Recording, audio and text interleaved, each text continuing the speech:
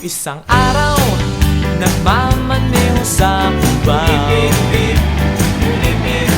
aking nakita, babaeng saksakan ng ganda.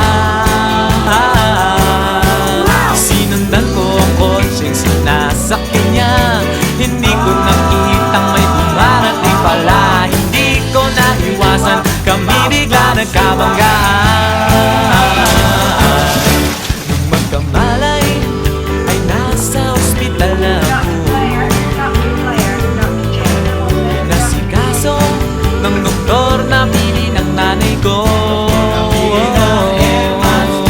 Biglang-bigla na lang ang nurse nandyan na, at para kong nakitang anghel sa ganda.